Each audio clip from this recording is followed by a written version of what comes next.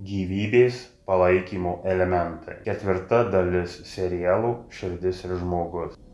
Iš ankstesnių dalių mes su jumis sužinojome, kad 1,008 sekundės trukmės gyvybės palaikymo ciklas visoms mūsų žvaigždžių sistemos biostruktūroms prasideda nuo Saulės atmosferos, paskui per transliacijos ryšių vamzdelius pasiekia visas Saulės sistemos planetas ir palydovus. Kosmosas yra tarsi žmogaus smegenys, kur planetos tai neuronai, o ryšiai tarp planetų sinapsės. Mūsų atveju taktas į Žemę patenka per Mėnulį. Takto imtuvų 12, vienas iš kurių Tongeidžas. Taktas veikia širdies ritmą ir biostruktūrų medžiagų apykaitos procesus. Jei taktas sustos, kas gyva nustos funkcionuoti. Oficialus mokslas taktą vadina autovirpesiais. Tada šie autovirpesiai patenka į Žemės smegenis, o per jas į atmosferos smegenis. Atmosferos smegenys yra planetos smegenų dalis. Valdančioji informacija į žmogų patenka per transliavimo vamzdelius ir per antenų kompleksą, kurį sudaro pirminė uodegikaulio antena ir pagrindinė stuburo antena. Dalis informacijos patenka per plaukus. Informaciją žmogus gauna įvairių dažnių diapazonų garso signalų pavidalo. Prietaisų jiems aptikti dar nesukūrė. Taigi, kad žmogus galėtų gyventi visavertį gyvenimą, jam reikia stabilaus ryšio, kad galėtų priimti energijos srautus ir informaciją iš Žemės valdančiųjų struktūrų. Žmogaus kūną ir į šį kūną kuriančias energetinės struktūras reikia nuolat maitinti įvairių dažnių diapazonų energijomis. Tas pats pasakyta ir apie bet kokius kitus materialius objektus, tiek gyvus, tiek negyvus. Egzistuoja toks procesas kaip energijų išsisklaidymas ir jeigu šio papildymo energijomis nevyks, tai mes su jumis ilgai negyvensime. Energijų srautai, maitinantys žmogų, pereina per atmosferos groteles, naudojant transliacinius vamzdelius. Pavyzdžiui, kiekvienas skeleto kaulas turi savo transliacinį vamzdelį. Transliaciniai vamzdžiai – tai ryšio elementai su gyvybės palaikymo sistema. Visų gyvų ir negyvų biologinių objektų per atmosferos groteles. Per šią konstrukciją iš planetos gyvybės palaikymo sistemų ateina ir išeina visa informacija, reikalinga normaliam gyvybės palaikymui.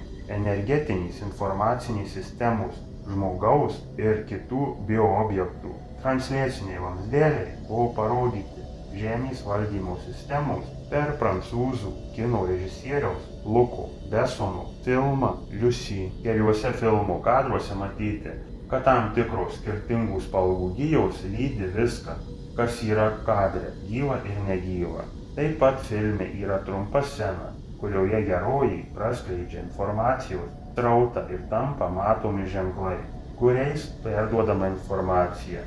Jie labai panašūs į indų šriftą Devanagari. Taip pat yra piešinys iš Mokslinių tyrimų instituto prevencinių strategijų centro, kuriame šie transliacijos vamzdeliai taip pat matomi. Šiame piešinyje pavaizduotas vadinamasis šventųjų nimbas ir iš galvos išeinantys srautai.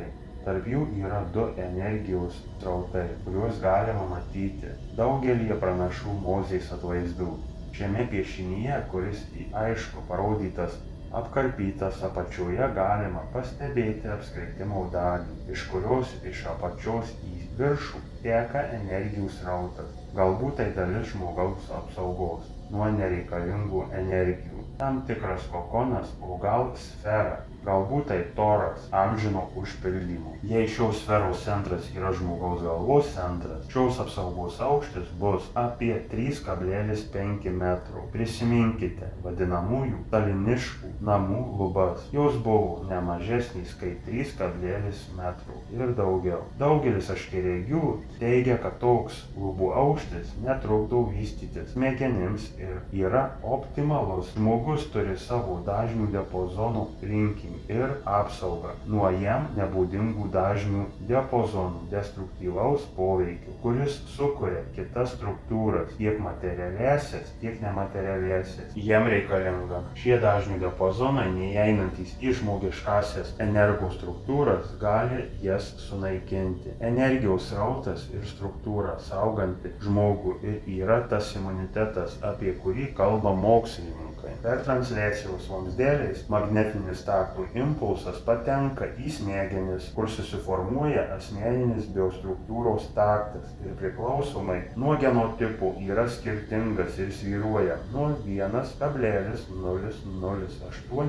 iki 1,24 sekundės. Jis realizuojamas per 3 dažnių spektrų grupės, kur formuojasi struktūros ilgalaikiais ir operatyvios atminties ir ryšių valdymo struktūros. Nuo jų priklauso visas širdies darbo ir kraujo judėjimo ritmas. Sąveikaudamos su plaučiais smegenys pradeda kraujotakos sistemos darbą. Su kiekvienu dujų mišinio įkvėpimu žmogaus plaučiai tai generatorius energijos tiekimo visos energetinės informacinės sistemos žmogaus. Plaučių darbą kontroliuoja tik smegenys. Jokie raumenys ir šonkauliai negali judėti savarankiškai be kontrolės. Jokios smegenys neleis įkvėpti. Kvėpavimui neskirto mišinio. Slėgis reikalingas įkvėpimui ir iškvėpimui. Susidaro vykdant smegenų komandas. Todėl iškvepiant po vandeniu, pučiant balionus ir taip toliau, slėgis plaučiuose viršija atmosferos slėgį.